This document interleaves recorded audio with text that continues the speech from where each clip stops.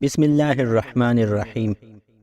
رسول اللہ صلی اللہ علیہ وسلم نے فرمایا، عمل نیت ہی سے صحیح ہوتے ہیں یا نیت ہی کے مطابق ان کا بدلہ ملتا ہے، اور ہر آدمی کو وہی ملے گا جو نیت کرے گا۔ پس جو کوئی اللہ اور اس کے رسول کی رضا کے لیے ہجرت کرے، اس کی ہجرت اللہ اور اس کے رسول کی طرف ہوگی، اور جو کوئی دنیا کمانے کے لیے یا کسی عورت سے شادی کرنے کے لیے ہجرت کرے گا تو اس کی ہجرت انہی کاموں کے لیے ہوگی۔ نبی صلی اللہ علیہ وسلم نے فرمایا، بے شک تو جو کچھ خرچ کرے اور اس سے تیری نیت اللہ کی رضا حاصل کرنی ہو تو تجھ کو اس کا ثواب ملے گا، یہاں تک کہ اس پر بھی جو تو اپنی بیوی کے منہ میں ڈالے۔ جس دن مغیرہ ابن شعبہ حاکم کوفہ کا انتقال ہوا تو جریر ابن عبداللہ خطبہ کے لیے کھڑے ہوئے اور اللہ کی تعریف اور خوبی بیان کی اور کہا، تم کو اکیلے اللہ کا ڈر رکھنا چاہیے، اس کا کوئی شریک نہیں، اور تحمل اور اطمینان سے رہنا چاہیے اس وقت تک کہ کوئی دوسرا حاکم تمہارے اوپر آئے، اور وہ ابھی آنے والا ہے۔ پھر فرمایا کہ اپنے مرنے والے حاکم کے لیے دعائے مغفرت کرو، کیونکہ وہ مغیرہ بھی معافی کو پسند کرتا تھا۔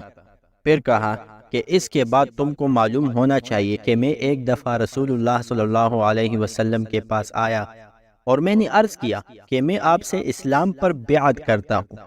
آپ نے مجھ سے ہر مسلمان کی خیرخواہی کے لیے شرط کی، پس میں نے اس شرط پر آپ سے بیعت کر لی، پس اس مسجد کے رب کی قسم کہ میں تمہارا خیر خواہ ہوں۔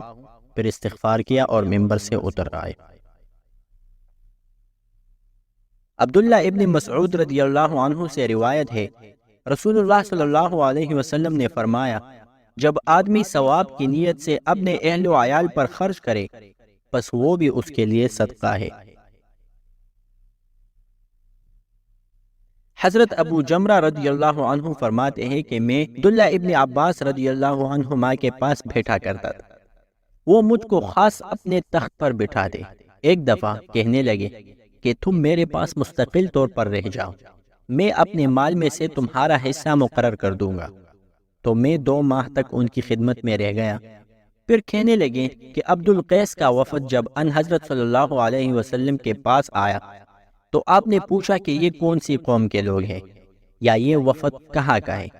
انہوں نے کہا کہ ربیعہ خاندان کے لوگ ہیں۔ آپ نے فرمایا، مرحبا، اس قوم کو یا اس وفد کو نہ ذلیل ہونے والے نہ شرمندہ ہونے والے، یعنی ان کا آنا بہت خوب ہے۔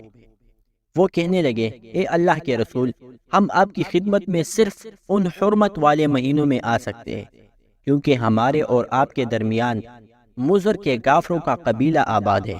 بس آپ ہم کو ایک ایسی قطعی بات بتلا دیجئے جس کی خبر ہم اپنے پچھلے لوگوں کو بھی کر دیں جو یہاں نہیں آئے، اور اس پر عمل درآمد کر کے ہم جنت میں داخل ہو جائے۔ اور انہوں نے آپ سے اپنے برتنوں کے بارے میں بھی پوچھا۔ آپ نے ان کو 4 باتوں کا حکم دیا اور 4 قسم کے برتنوں کو استعمال میں لانے سے منع فرمایا۔ ان کو حکم دیا کہ ایک اکیلے خدا پر ایمان لاؤ۔ پھر آپ نے پوچھا کہ جانتے ہو ایک اکیلے خدا پر ایمان لانے کا مطلب کیا ہے؟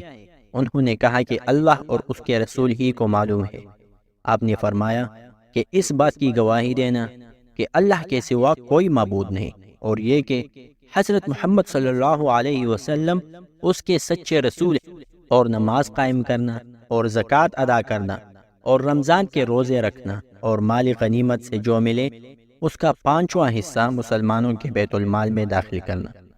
اور 4 برتنوں کے استعمال سے آپ نے ان کو منع فرمایا، سبز لاکھی مرتبان سے، اور کدو کے بنائے ہوئے برتن سے، لکڑی کے کھودے ہوئے برتن سے، اور روغنی برتن سے، اور فرمایا کہ ان باتوں کو حفظ کر لو اور ان لوگوں کو بھی بتلا دینا جو تم سے پیچھے ہیں اور یہاں نہیں آئے ہیں۔